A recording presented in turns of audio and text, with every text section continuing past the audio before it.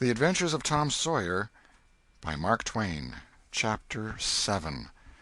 Tick-Running and a Heartbreak. The harder Tom tried to fasten his mind on his book, the more his ideas wandered. So, at last, with a sigh and a yawn, he gave it up. It seemed to him that the noon recess would never come. The air was utterly dead. There was not a breath stirring. It was the sleepiest of sleepy days. The drowsing murmur of the 25 studying scholars soothed the soul like the spell that is in the murmur of bees. Away off in the flaming sunshine, Cardiff Hill lifted its soft green sides through a shimmering veil of heat, tinted with the purple of distance. A few birds floated on lazy wing high in the air. No other living thing was visible but some cows, and they were asleep. Tom's heart ached to be free, or else to have something of interest to do to pass the dreary time. His hand wandered into his pocket, and his face lit up with a glow of gratitude that was prayer, though he did not know it. Then, furtively, the percussion cap box came out. He released the tick and put him on the long flat desk. The creature probably glowed with a gratitude that amounted to prayer, too, at this moment, but it was premature, for when he started thankfully to travel off, Tom turned him aside with a pin and made him take a new direction. Tom's bosom friend sat next him, suffering just as Tom had been, and now he was deeply and gratefully interested in this entertainment in an instant. This bosom friend was Joe Harper. The two boys were sworn friends all the week, and embattled enemies on Saturdays. Joe took a pin out of his lapel and began to assist in exercising the prisoner. The sport grew in interest momently. Soon Tom said that they were interfering with each other, and neither getting the fullest benefit of the tick. So he put Joe's slate on the desk and drew a line down the middle of it from top to bottom. "Now," said he, "as long as he is on your side, you can stir him up, and I'll let him alone. But if you let him get away and get on my side, you're to leave him alone as long as I can keep him from crossing over." "All right, go ahead. Start him up." The tick escaped from Tom presently and crossed the equator. Joe harassed him a while, and then he got away and crossed back again. This change of base occurred often. While one boy was worrying the tick with absorbing interest, the other would look on with interest as strong. The two heads bowed together over the slate, and the two souls dead to all things else. At last luck seemed to settle and abide with Joe. The tick tried this, that, and the other course, and got as excited and as anxious as the boys themselves, but time and again, just as he would have victory in his very grasp, so to speak, and Tom's fingers would be twitching to begin, Joe's pin would deftly head him off and keep possession.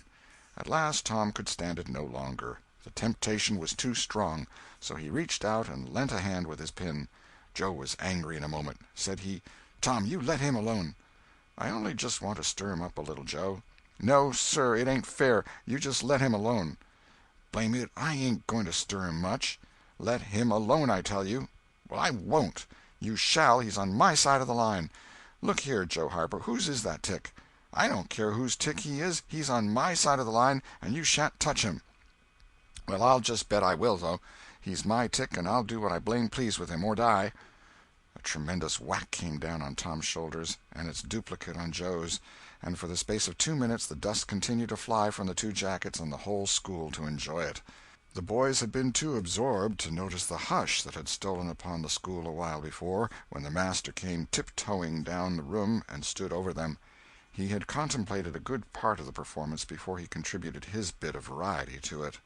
When school broke up at noon, Tom flew to Becky Thatcher and whispered in her ear, "Put on your bonnet and let on you're going home, and when you get to the corner, give the rest of 'em the slip, and turn down through the lane and come back. I'll go the other way, and come it over them the same way." So the one went off with one group of scholars, and the other with another.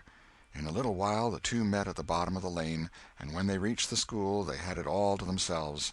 Then they sat together, with a slate before them, and Tom gave Becky the pencil and held her hand in his, guiding it, and so created another surprising house. When the interest in art began to wane, the two fell to talking. Tom was swimming in bliss. He said, "Do you love rats?" "No, I hate them." "Well, I do, too. Live ones. But I mean dead ones, to swing round your head with a string." No, I don't care for rats much, anyway. What I like is chewing gum." "Oh, I should say so. I wish I had some now." "Do you? I've got some. I'll let you chew it a while, but you must give it back to me." That was agreeable, so they chewed it turn about, and dangled their legs against the bench in excess of contentment. "Was you ever at a circus?" said Tom. "Yes, and my pa's going to take me again sometime, if I'm good. I've been to the circus 3 or 4 times, lots of times. Church ain't shucks to a circus. There's things going on at a circus all the time. I'm going to be a clown in a circus when I grow up." "Oh, are you? That will be nice. They're so lovely, all spotted up." "Yes, that's so. And they get slathers of money, most $1 a day, Ben Rogers says. Say, Becky, was you ever engaged?"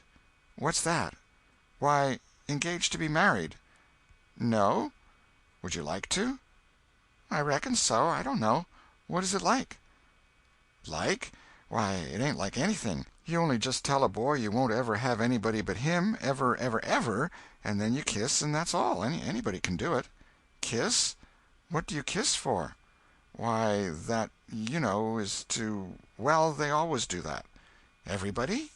"Why, yes, everybody that's in love with each other. Do you remember what I wrote on the slate?" Yes." "What was it?" "I shan't tell you." "Shall I tell you?" Yes, but some other time." "No, now." "No, not now. Tomorrow." "Oh, no, now. Please, Becky, I'll whisper it. I'll whisper it ever so easy." Becky hesitating, Tom took silence for consent, and passed his arm about her waist and whispered the tale ever so softly, with his mouth close to her ear, and then he added, "Now you whisper it to me, just the same." She resisted for a while, and then said, "You turn your face away so you can't see, and then I will. But you mustn't ever tell anybody. Will you, Tom? Now you won't, will you?" "No, indeed I won't. Now, Becky." He turned his face away, and she bent timidly around till her breath stirred his curls, and whispered, "I love you." Then she sprang away and ran around and around the desks and benches, with Tom after her, and took refuge in a corner at last, with her little white apron to her face. Tom clasped her about her neck and pleaded, "Now, Becky, it's all done, all over but the kiss. Don't you be afraid of that. It ain't anything at all. Please, Becky." And he tugged at her apron and the hands. By and by she gave up and let her hands drop.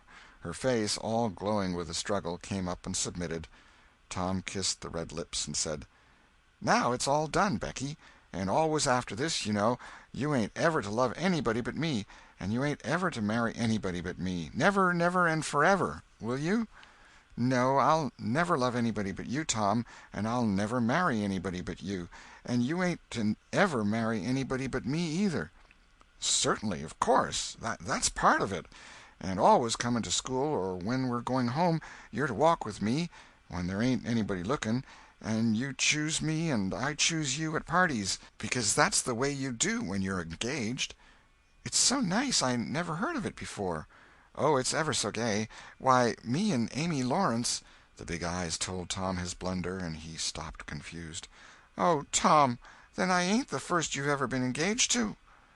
The child began to cry, and Tom said, "Oh, don't cry, Becky. I don't care for her any more." "Yes, you do, Tom. You know you do." Tom tried to put his arm about her neck, but she pushed him away and turned her face to the wall and went on crying. Tom tried again, with soothing words in his mouth, and was repulsed again. Then his pride was up, and he strode away and went outside. He stood about, restless and uneasy, for a while, glancing at the door every now and then, hoping she would repent and come to find him. But she did not. Then he began to feel badly, and fear that he was in the wrong. It was a hard struggle with him to make new advances, now, but he nerved himself to it, and entered. She was still standing back there in the corner, sobbing, with her face to the wall. Tom's heart smote him. He went to her and stood a moment, not knowing exactly how to proceed. Then he said hesitatingly, "Becky, I don't care for anybody but you." No reply, but sobs. "Becky," pleadingly, "Becky, won't you say something?" More sobs. Tom got out his chiefest jewel, a brass knob from the top of an andiron, and passed it around her so that she could see it, and said, Please, Becky, won't you take it?" She struck it to the floor. Then Tom marched out of the house and over the hills and far away to return to school no more that day. Presently Becky began to suspect. She ran to the door. He was not in sight. She flew around to the play-yard. He was not there. Then she called, "Tom? Come back, Tom!" She listened intently, but there was no answer. She had no companions but silence and loneliness. So she sat down to cry again and upbraid herself. And by this time the scholars began to gather again, and she had to hide her griefs and still her broken heart and take up the cross of a long, dreary, aching afternoon, with none among the strangers about her to exchange sorrows with. Chapter 8. A Pirate Bold to Be. Tom dodged hither and thither through lanes until he was well out of the track of returning scholars, and then fell into a moody jog. He crossed a small branch 2 or 3 times, because of a prevailing juvenile superstition that to cross water baffled pursuit. Half an hour later he was disappearing behind the Douglas mansion on the summit of Cardiff Hill, and the schoolhouse was hardly distinguishable away off in the valley behind him. He entered a dense wood, picked his pathless way to the center of it, and sat down on a mossy spot under a spreading oak. There was not even a zephyr stirring. The dead noonday heat had even stilled the songs of the birds. Nature lay in a trance that was broken by no sound but the occasional far-off hammering of a woodpecker, and this seemed to render the pervading silence and sense of loneliness the more profound. The boy's soul was steeped in melancholy. His feelings were in happy accord with his surroundings. He sat long with his elbows on his knees and his chin in his hands, meditating. It seemed to him that life was but a trouble at best, and he more than half envied Jimmy Hodges, so lately released. It must be very peaceful, he thought, to lie and slumber and dream forever and ever, with the wind whispering through the trees and caressing the grass and the flowers over the grave, and nothing to bother and grieve about, ever any more. If he only had a clean Sunday-school record, he could be willing to go, and be done with it all. Now, as to this girl, what had he done? Nothing. He had meant the best in the world, and been treated like a dog, like a very dog. She would be sorry some day, maybe when it was too late. Ah, if he could only die temporarily. But the elastic heart of youth cannot be compressed into one constrained shape long at any time. Tom presently began to drift insensibly back into the concerns of this life again. What if he turned his back now, and disappeared mysteriously? What if he went away, ever so far away, into unknown countries beyond the seas, and never came back any more? How would she feel then? The idea of being a clown recurred to him now, only to fill him with disgust. For frivolity and jokes and spotted tights were an offense when they intruded themselves upon a spirit that was exalted into the vague, august realm of the romantic. No, he would be a soldier, and return after long years all war-worn and illustrious. No, better still, he would join the Indians, and hunt buffaloes and go on the warpath in the mountain ranges and the trackless great plains of the far west, and away in the future come back a great chief, bristling with feathers, hideous with paint, and prance into Sunday-school some drowsy summer morning, with a blood-curdling war-whoop, and sear the eyeballs of all his companions with unappeasable envy. But no, there was something gaudier even than this. He would be a pirate. That was it. Now his future lay plain before him, and glowing with unimaginable splendor. How his name would fill the world, and make people shudder! How gloriously he would go plowing the dancing seas in his long, low, black-hulled racer, the Spirit of the Storm, with his grisly flag flying at the fore. And at the zenith of his fame, how he would suddenly appear at the old village and stalk into church, brown and weather-beaten, in his black velvet doublet and trunks, his great jack-boots, his crimson sash, his belt bristling with horse-pistols, his crime-rusted cutlass at his side, his slouch hat with waving plumes, his black flag unfurled, with a skull and crossbones on it, and hear, with swelling ecstasy, the whisperings, "It's Tom Sawyer the pirate, the Black Avenger of the Spanish Main." Yes, it was settled. His career was determined. He would run away from home and enter upon it. He would start the very next morning. Therefore he must now begin to get ready. He would collect his resources together.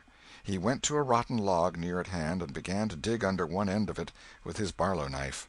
He soon struck wood that sounded hollow. He put his hand there and uttered this incantation impressively: "What hasn't come here, come. What's here, stay here."